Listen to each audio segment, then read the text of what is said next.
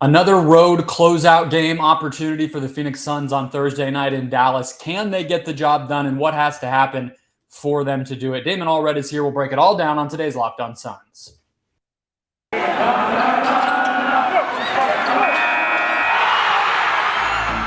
You are Locked On Suns, your daily Phoenix Suns podcast. Part of the Locked On Podcast Network, your team every day.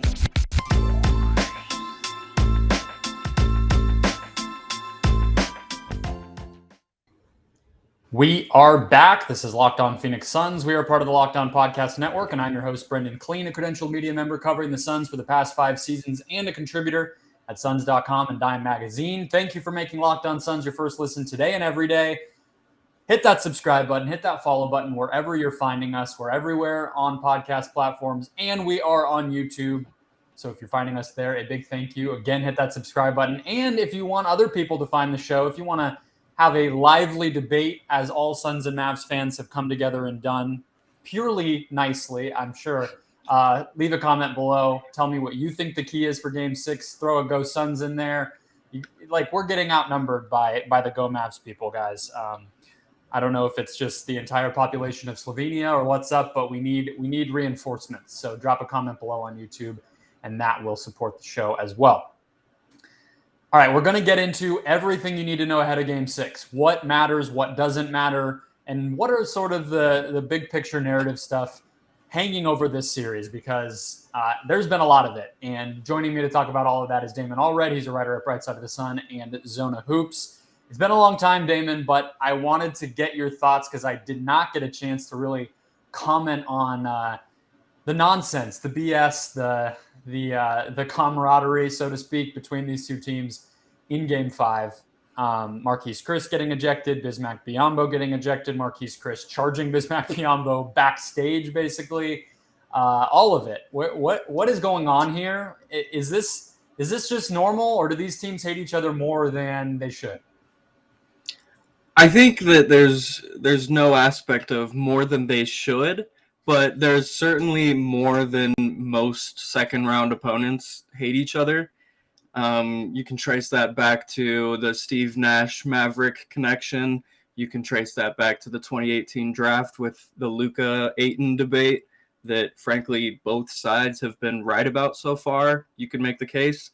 And yeah, the Booker Doncic aspect is big now too, with the trash talk between them and the Luka special and all that. And then to add insult to injury, the dunk with 30 seconds left. And the Suns are talking trash because they're up 3-2, and that's just the state of things.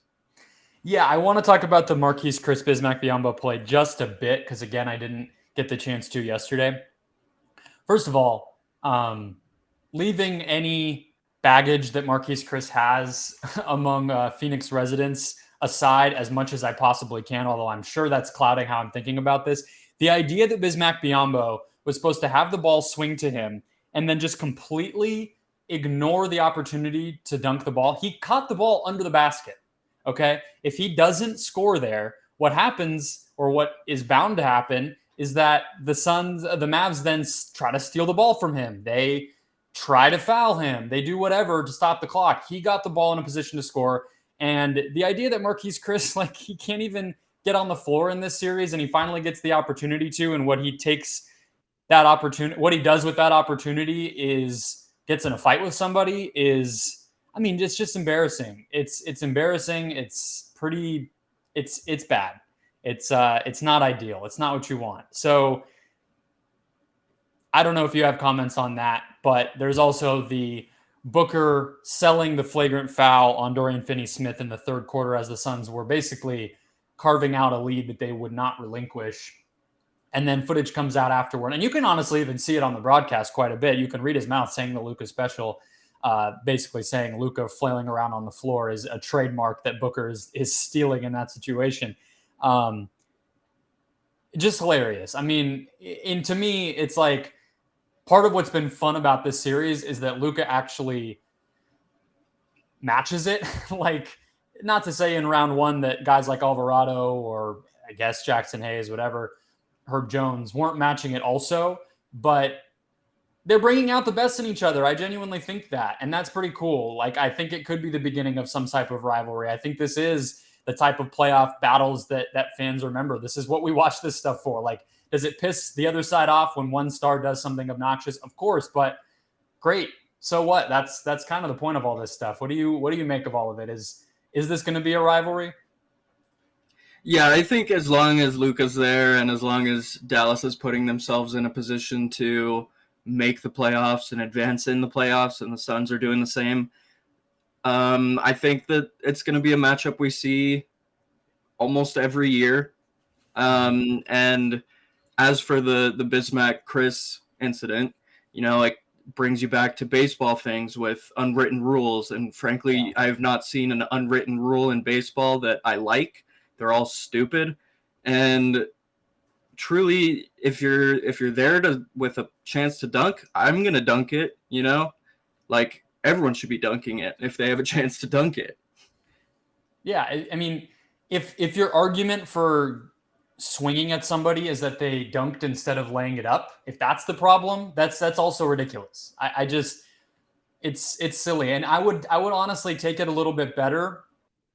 This is going to sound a little bit rude, but whatever. I'm already here.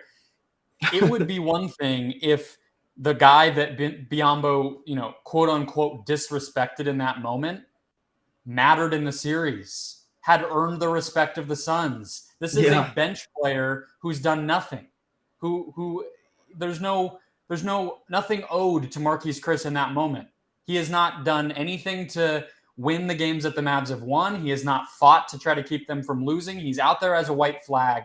It's just embarrassing to go out there and fight somebody. But all that aside, what I wanted to talk about here too is what we've learned about the Suns in the series. Like, not to look too far ahead. I'm definitely not saying this thing is over, but we know the stats. 82% of teams that win game fives have gone on to win the series. If the Suns were to fall apart here, it would be pretty egregious. So I'm not trying to look too far forward, but I think even going into game six, some of this stuff will be relevant. So the few things that I had, and they're along these lines. So I think that you kind of, what we've learned through really two series, but this one too, with the better opponent, is you take the good and the bad, I think, with the Suns kind of nonsense. Like, I think that you could make a pretty reasonable case that they've beaten themselves at times because of it. Chris Paul fouling out, the Suns dropping a couple games because of frustration in New Orleans, things like that. But I also think you have to just admit that it galvanizes these guys. Like, they are given life by being sicko, obnoxious, a-hole competitors out there. Like, that's undeniable. And they bring it out of their opponent. Like, I think after last year's playoffs, I was kind of like, okay, they played the Lakers. That was obviously going to be a whole thing because that's just an incredible opponent. You have to rise to that occasion, and you have to come in with confidence if you're going to have any chance of beating the defending champions. Then it was the Nuggets, and it was like, okay, that was kind of crazy. Jokic fouls out at one point. There's the Suns and 4 guy in the crowd and whatever, but it wasn't that competitive of a series. And then conference finals, it's like, all right, well, Patrick Beverley's an insane person who tries to hurt people on a basketball court. You can explain it away. And then it didn't really come to be a problem in the Bucks series. I think the Bucks are all just like nice dudes. So I guess Bobby Portis a little bit. But this year, it's like, okay, no, it's definitely coming from the Suns side a lot. What do you think? Is this? Do you feel like they strike that balance enough between good and bad? How do you feel about the kind of the antics, so to speak? Well, I think it's really magnified by the fact that, and MVP votes just came out, and we see Booker 4th, Luka 5th, and it's not like exactly neck and neck, but it's close.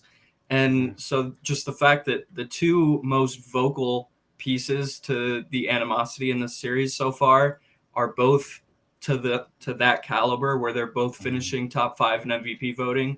I think that that's so much different, especially as opposed to the first round series, when like you get a Jose Alvarado talking a lot of smack, and you get a lot of Herb Jones talking a lot of smack, but those guys are not finishing top 5 in MVP voting.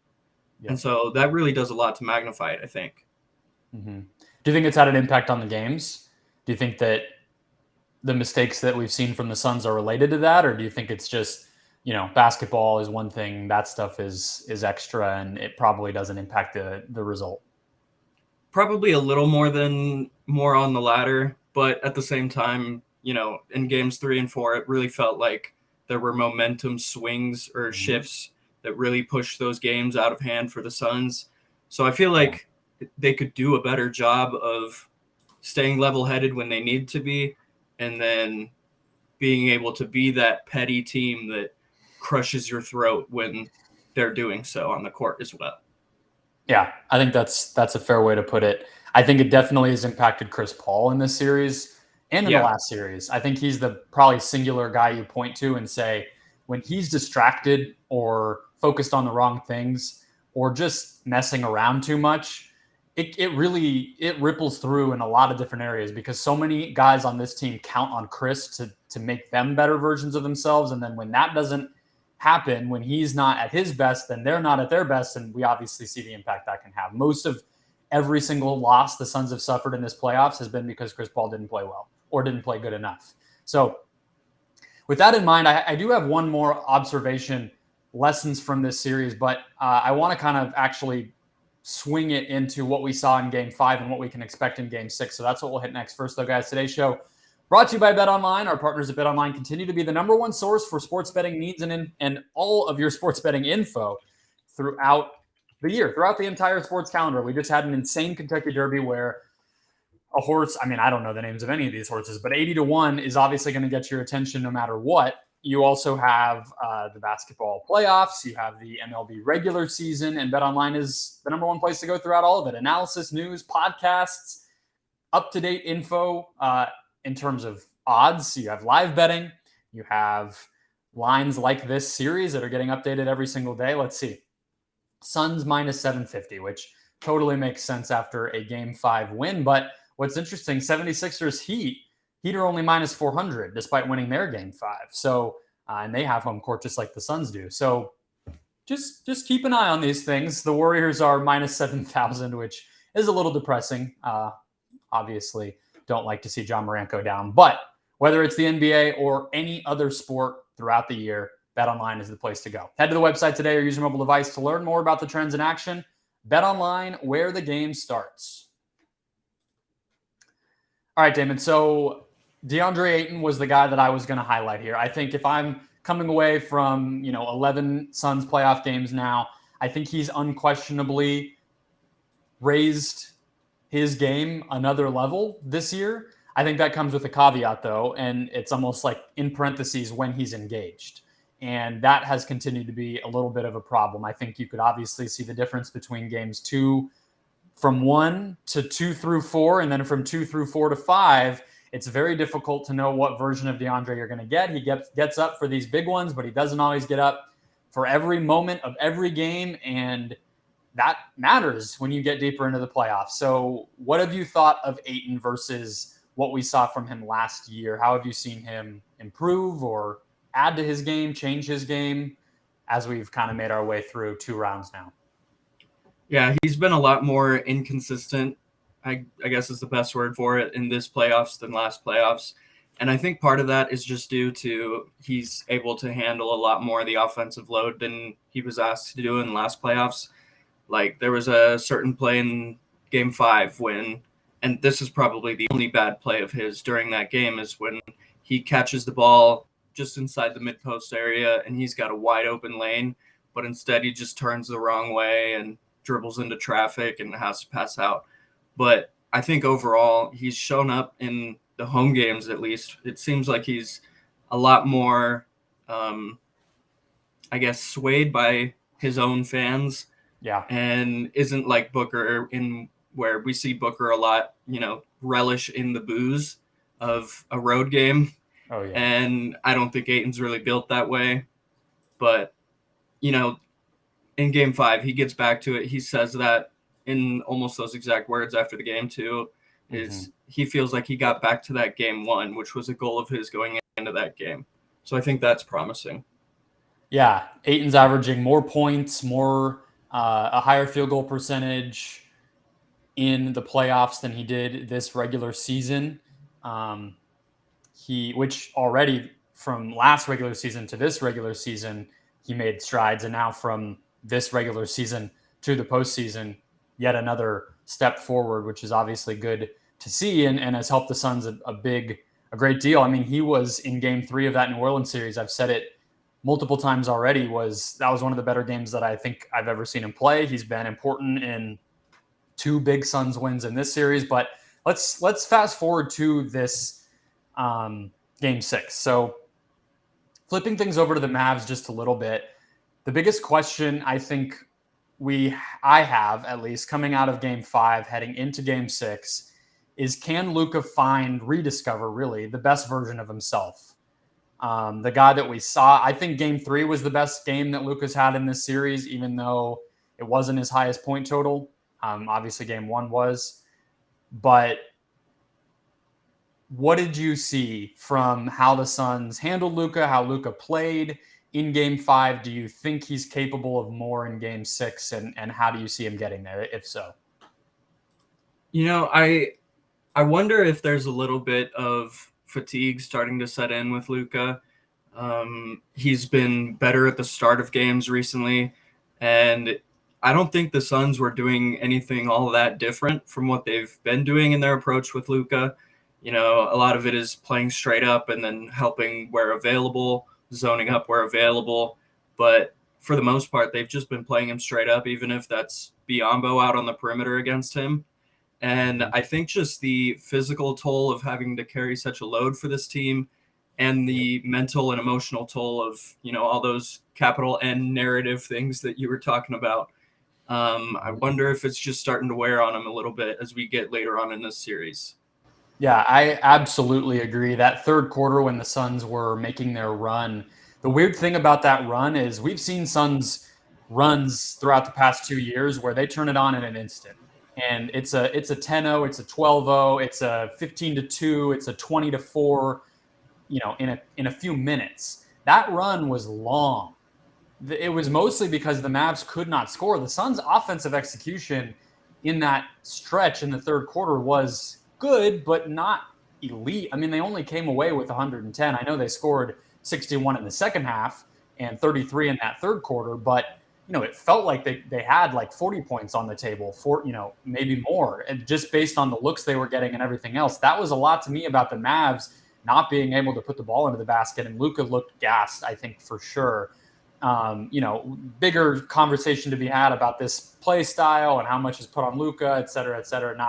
Not for a Suns show to necessarily focus on, but I do have some data on the Luka drives in this series. So he's averaged 2.6 turnovers per game on drives in this series. That number was 1.1 in the regular season. So the turnover rate was only 4.4% in the regular season. Now it's 11.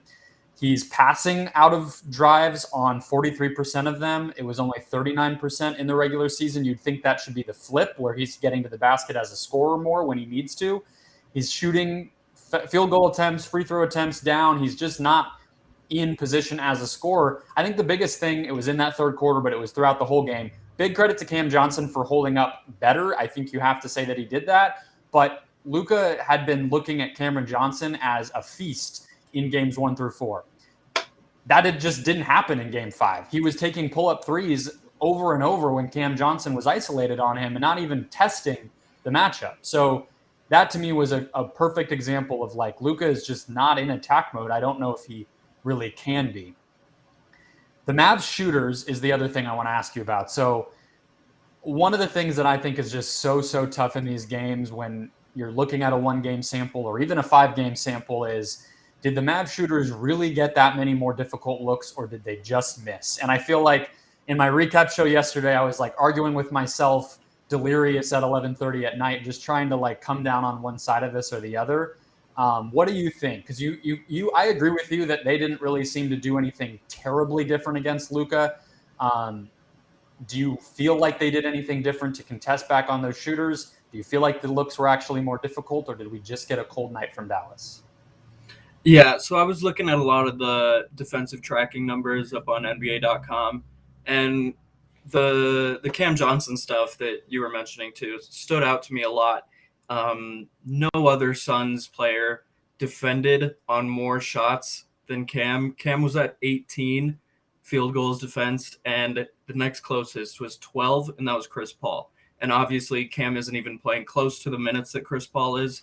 So, yeah, they're really targeting him. And to Cam's credit, he only allowed 5 makes on those 18 attempts. So that's a plus. As far as the kind of shots that the Mavericks were getting, I went and looked at the shot quality scores for the Suns and Mavericks before hopping on to record. And I think the total was the Suns were projected to score 108 and the Mavericks were projected to score 102. So that, as far as shot looks that they're getting, it's not that far apart. And obviously, most of the time, the Mavericks are shooting a lot more threes. That wasn't the case in Game 5. They both shot 32. But I think I saw on the shot quality, that Twitter account that's just like at shot quality, that they said that the Mavs left 14, and that's just an average. I know 3 doesn't go into 14. They left 14 points on the table from threes alone. So they should have had 14 more points if they just shot better on threes. I don't exactly know how they get to 14. I know that sounds weird. I'm not smart enough to get that, but you're totally right. I think that indicates, and that was kind of what was happening in games 1 and 2 also, where it was telling us, hey, this game should have been closer. The Mavs should have, I think that the data said the Mavs should have won game 1. And then in game 2, it should have been much closer, even though it ended up being a 20-point win because Chris Paul went crazy. A couple things, though, that I do think are a little bit sustainable from what we saw. I think they contained Kleber a lot better. I feel like he only got, basically, from what I could remember, and I watched some of this game back today, especially the third quarter, he really only got 1 open in rhythm 3. He had 1 that was really deep, that was somewhat open, but it didn't really have a chance. It was during that third quarter stretch. I think that they had a little bit of a better balance in terms of the timing on switching that if they were going to, rather than getting lost in no man's land where Ayton is now kind of halfway containing Luka, but not really, but he's too far to get back out to Kleber. It feels like they had more of that timing and communication down. Okay, now switch. And then, there's no opening for Kleber to get an open 3 just a few feet away from where Luka is. I also think Bullock, he wasn't he was 0 of 5, 0 of 3 from 3. He missed a portion of this game on hurt on the sideline. I think if he's affected by his injury, that's going to matter. And then I also think, Bertans, he's a good shooter. If they're able to get him good looks and the Suns aren't going to punish him when he's on the floor defensively, whatever, he might be able to continue to make some shots. I think Luka, you just wait and see if he's in rhythm that night. Kleber, I mentioned. Bullock, I mentioned. Finney-Smith, I think he's going to get his because he's just going to be in the corner and they can generate those really well. Dinwiddie's the guy that I think is going under the radar because you look at the box score every night in these games and he's rarely efficient or anywhere near it, but he's making timely threes in most of the Mavs wins or in both of the Mavs wins. And if he's not on, those little, 3, 6, 9 points here and there do make a difference for a team that's so reliant on threes. And Dinwiddie was just bad in game 5. So I think those are a few things I could see continuing, but I agree with you. I mean, the data doesn't really lie in terms of that stuff. And I think the Mavs have been pretty solid generating good looks all series long. I want to let you respond on some of that and talk about the rotation a little bit because we talked about Cam Johnson. We kind of talked around some of the other stuff. But can Chris Paul put the kill shot down and get the job done in Game 6? And what are some of the other keys for the Suns to close this out, get a win, do it again on the road as they did time and again last year? First, though, guys, today's show is brought to you by Rock Auto. Oh, my God. They're preaching to the choir right now. I have been dealing with car stuff for far longer than I want because of an accident, and I'm getting a new car, but I'm also trying to get a new car that I don't have to worry about repairs because there is nothing worse than constant repairs, mostly because of the place that you go and the way that they try to take advantage of you, whether it's a dealership or even a chain parts store. You're just subject to whatever the heck they want to charge you because they have the part, they know you need it, and that's about all that matters. So save time and money by switching to Rock Auto. They're a family business. They've been serving do-it-yourselfers online for over 20 years. Pretty crazy to think there's not a lot of companies that have been doing anything online for 20 years, but these guys have been doing this exact thing fast, cheap, and easy for their customers for 20 plus years. So go explore their easy to use website today and find the solution to your auto part needs. Again, that's rockauto.com. See all the parts available for your car or truck and write Locked On in their How Did You Hear About Us box so they know we sent you. Amazing selection, reliably low prices, and all the parts your car will ever need. RockAuto.com.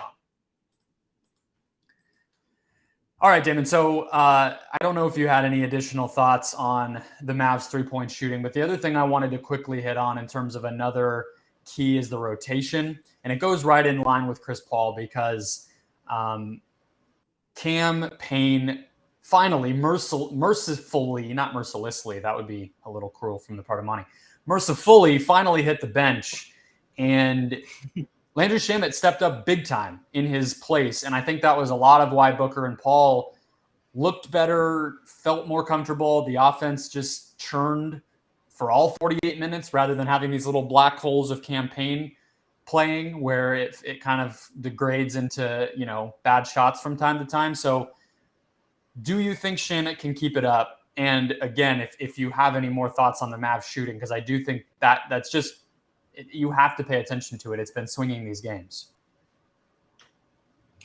Yeah, so with the Mavs shooting, one of the most important things for Game 6 to me is sort of this element of if Davis Bertans is going to continue to be this sniper from outside, like he's advertised before he signed a big contract in Washington, and like he has been at points for the Mavericks since that trade, the Suns have to make the Mavericks pay for playing him on the other end, which kind of goes hand in hand with something that I feel deeply about Game 6 is that if the Suns are going to be able to close out and get the wins to get to the finals, it's going to have to be by finding and exploiting a pigeon on the Dallas defense.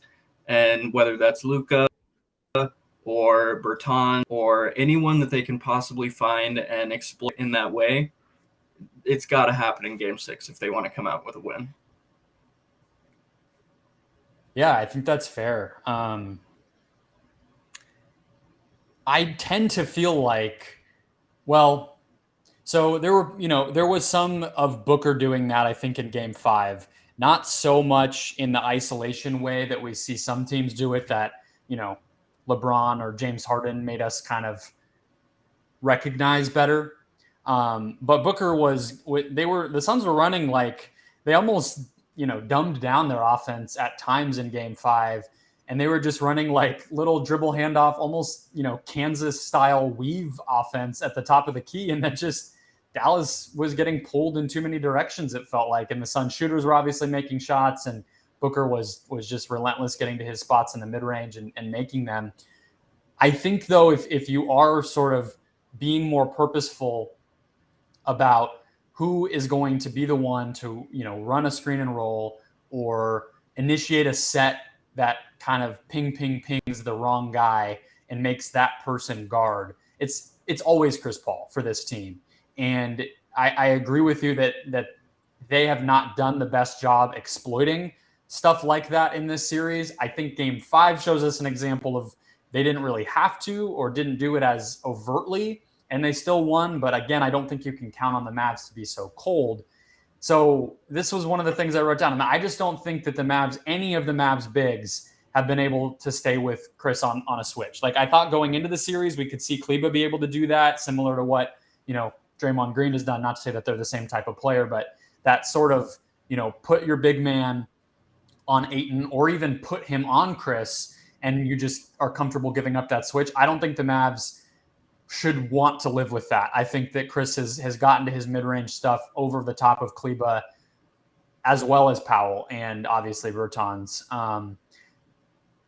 I don't necessarily know how it's going to happen, but Sam Cooper had this on Twitter, and the last 3 games of closeout Chris Paul, 37, 3 and 7 against Denver, 41, 4 and 8 against the Clippers, and then 33, 5 and 8 against the Pelicans last series. I would even throw in there, though, Game 6 against the Lakers prior to that, he only has, barely starting to get feeling back in his arm, and he had 12 assists and just 1 turnover. He was a +3 in 29 minutes and was a genuine positive, getting Booker some of the open shots that he did in that game. So I just think you're going to have to get Chris Paul. He's only averaging 35 minutes per game in these playoffs. So is that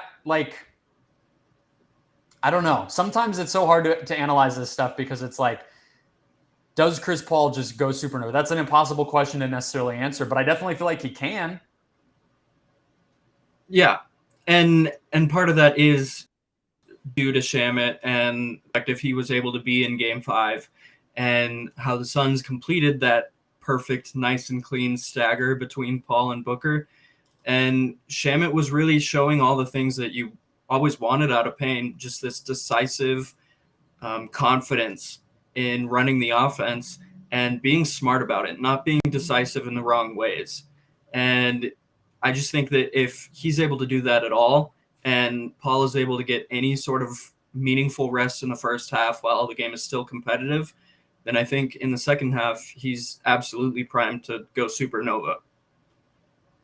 What else do you think will matter in Game 6 that we haven't hit on, or something that maybe going under the radar, or just something to emphasize as people get ready for the game here on Thursday night? I think it's really important for the three main wings, Bridges, Johnson, and Crowder, to all have really strong games.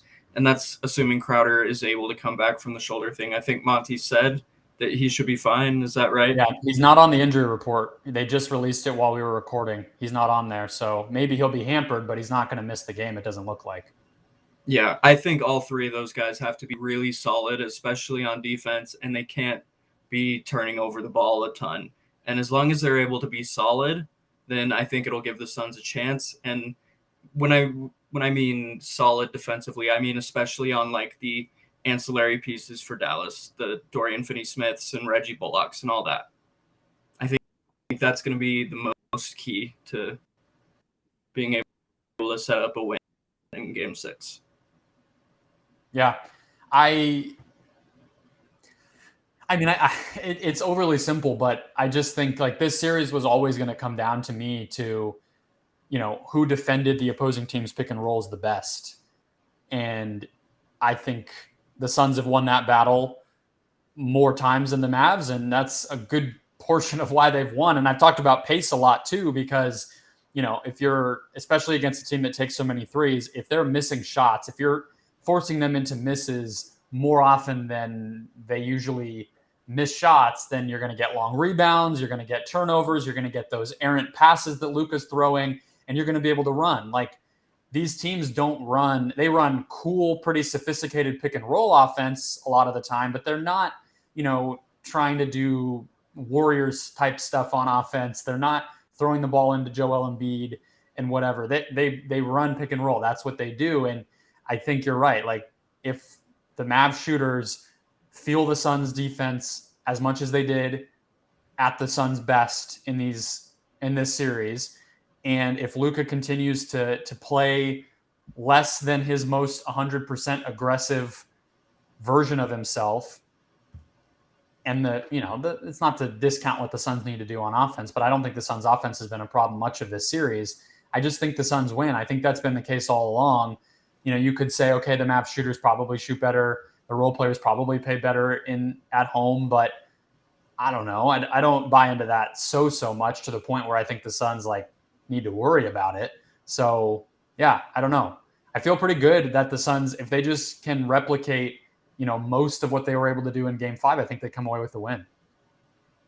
Yeah, I'm pretty with you. And I think it's going to be pretty clear from the start of the game whether they're bringing that intensity and whether they are the aggressors. Then I think it'll work out well. Yeah, for sure. All right, guys, enjoy Game 6. I'm going to keep saying that every day. It's supposed to be fun. And it's a lot easier to enjoy Game 6 when the team you like is up 3-2, obviously. So have fun watching. I'll be with you right after the buzzer in this case, because you don't have to worry about me driving home. So be on the lookout in your feed for the show. And a big thank you for making Locked On Suns your first listen here on game day. Now go make Locked On NBA your second listen to catch up on all the other series across the NBA.